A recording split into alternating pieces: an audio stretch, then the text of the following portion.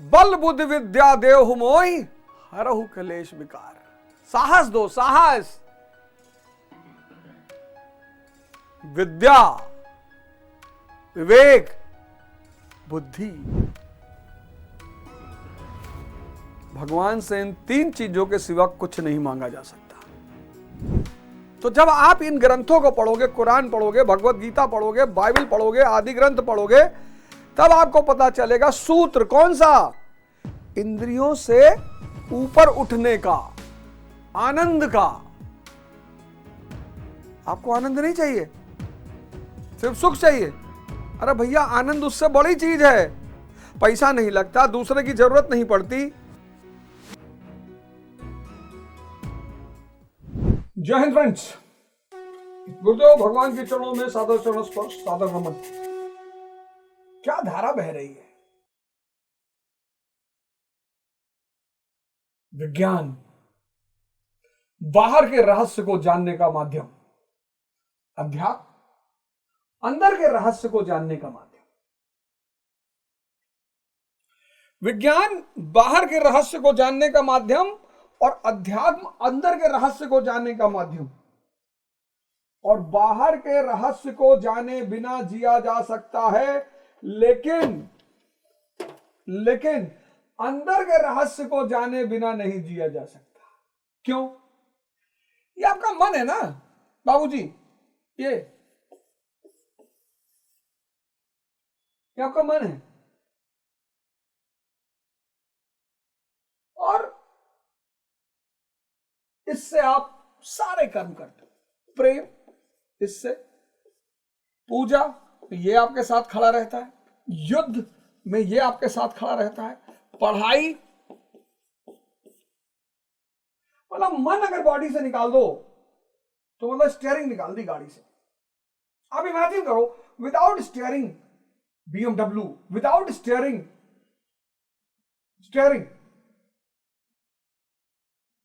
के बिना BMW बेकार है। घोड़ा, लगाम के बिना घोड़ा,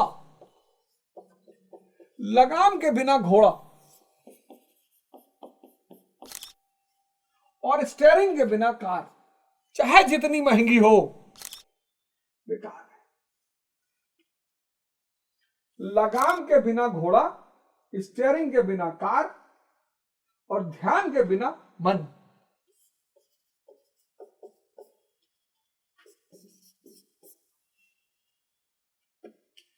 एग्जाम्पल को जोड़िएगा तभी मजा आएगा। अरे भैया, कुछ नहीं है। इस देश का 70% आदमी इतना बढ़िया है, इतना बढ़िया। 70% आदमी इस देश का आज भी संत महात्मा जैसा है। हमारे देश की संस्कृति है, भूखे को खाना खिलाओ, प्यासे को पानी पिलाओ।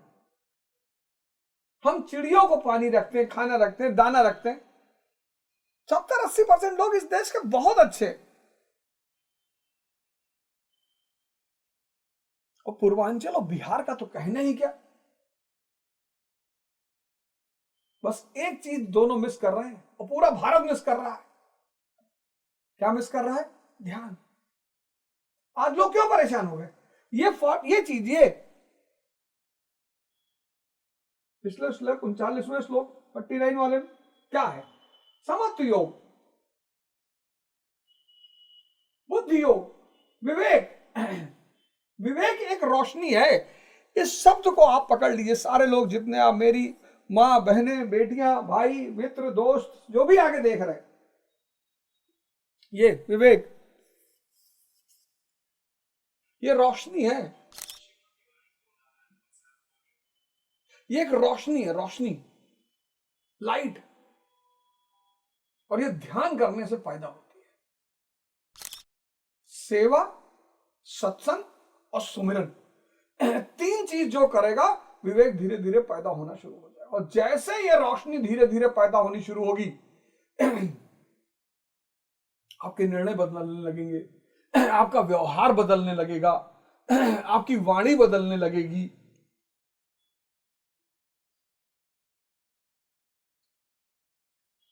अब गुरु महाराज के यहां सक्तेशगढ़ में इतने लोग आते हैं, किसी के साथ वो कहते भेदभाव करते हैं? ऐसा नहीं आप सोचते हो कि जो लोग पर्सनली मिल लेते हैं उनको महाराज जी बहुत देते हैं। ये बहुत गलत धारणा है लोगों की। वो जो सत्संग करते हैं वहां जितना वो लुटाते हैं उतना कहीं नहीं लुटाते।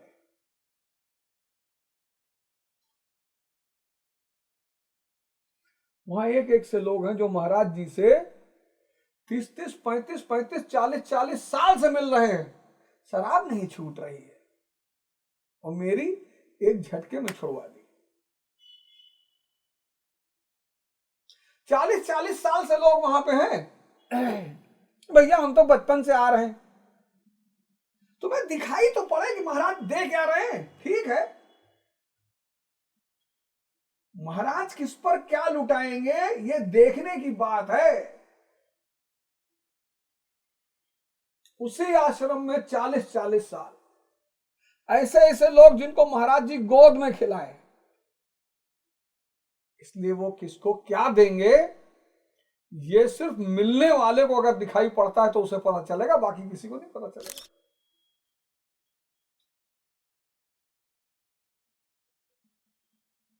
दो 2007 में मुझको गीता मिली, 8 में कोरोना में मैं उसको पढ़ना शुरू किया। उसी कोरोना के बाद में महाराज जी के पास पहुंचा और मैं गीता पढ़ा रहा हूं। बोला हम ही दुनिया के अरिस्टोटल और प्लेटो हैं, ये साक्षात उनका आशीर्वाद है।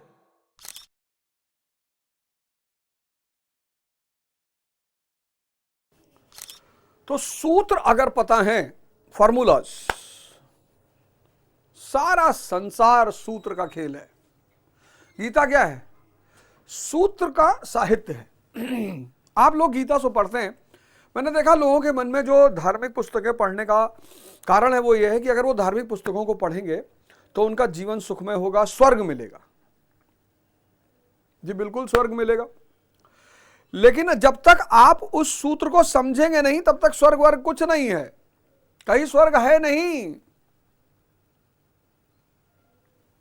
मतलब अरे बुद्ध ने एक बीमार आदमी को देखा,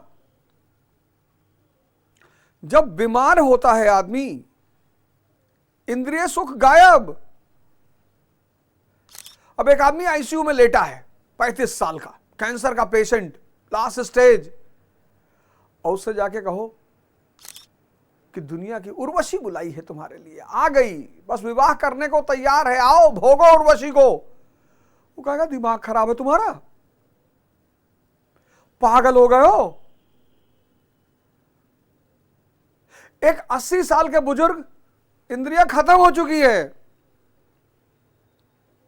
उससे जाके कहो मारेगा पटक के, अगर ताकत बची होगी थोड़ी बहुत तो। डेड बॉडी से कहीं नहीं सकते, बुजुर्ग, बीमार, डेड, इन तीनों में इंद्रिय सुख संभव नहीं है। यानी इंद्रिय सुख बाहर है और सीमित है, छिन जाएगा। जो लोग 6-6 महीना हॉस्पिटल में पड़े हैं उनसे जाके पूछो, और बहुत सारे लोग अस्पताल में तो अंदर राम राम करते हैं, जिस दिन निकले फिर दुनिया में शामिल। तो जब आप इन ग्रंथों को पढ़ोगे, कुरान पढ़ोगे, भगवत गीता पढ़ोगे, बाइबल पढ़ोगे, आदि ग्रंथ पढ़ोगे, तब आपको पता चलेगा सूत्र कौन सा, इंद्रियों से ऊपर उठने का, आनंद का। आपको आनंद नहीं चाहिए, सिर्फ सुख चाहिए। अरे भैया आनंद उससे बड़ी चीज है, पैसा नहीं लगता, दूसरे की जरूरत नहीं पड़ती, असीमित है। अब ना चाहिए तो ना लो। तो जिसको सूत्र समझ में आ जाएगा, मैंने कहा ना, बिना लगाम का घोड़ा मार डालेगा, बिना स्टीयरिंग की कार मार डालेगी, ऐसे बिना ध्यान के मन मार डालेगा। रात में 4-4 घंटा रील दिखाएगा, 4-4 घंटा रील दिखाएगा, 4-4 घंटा, और बेचैनी होती रहेगी, समय भी जा रहा है, नींद भी जा रही है, कुछ मिल ही नहीं रहा है। हस्तमैथुन करवाएगा, सिगरेट पिलवाएगा, दारू पिलवाएगा, अपराध करवाएगा, और तुम क्या सोचते हो?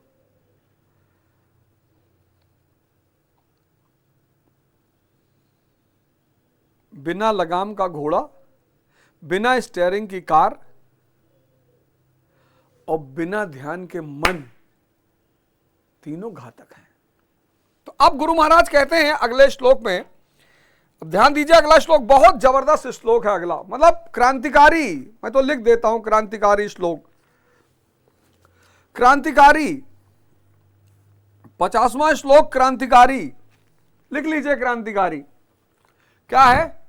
बुद्धि युक्तो जहातिहा उभे सुकृत्य दुष्कृते तस्मात् दो गाय यजु यस्व योगा कर्मसु कौशलम। अब आप देखो, धीरे धीरे मुझे संस्कृत पढ़नी आ गई। अब धीरे धीरे मुझे संस्कृत, तो मैं संस्कृत का अध्ययन भी कर रहा हूं, उसका कोर्स भी मैंने ज्वाइन कर लिया है, तो संस्कृत पढ़ रहा हूं। समत्व बुद्ध युक्त पुरुष पुण्य पाप दोनों के हो इस लोक में त्याग देता। समत्व बुद्धि, पहला वर्ड इसी को पकड़ना है। कौन सी बुद्धि? समत्व बुद्धि, समत्व, समता वाली बुद्धि। इस तरह का जो व्यक्ति है वो पाप और पुण्य दोनों का त्याग कर देता है। कितना बड़ा सूत्र है! सिर्फ पाप का त्याग नहीं करता, पुण्य का भी करता है। समत्व बुद्धि यानी विवेक। अब देखो, विवेक और बुद्धि में क्या फर्क है? अब देखो फर्क क्या है। बुद्धि तुम्हें क्या कहेगी? बल बुद्धि विद्या देहु मोहि हरहु कलेश विकार। साहस दो, साहस, विद्या, विवेक, बुद्धि। भगवान से इन तीन चीजों के सिवा कुछ नहीं मांगा जा सकता।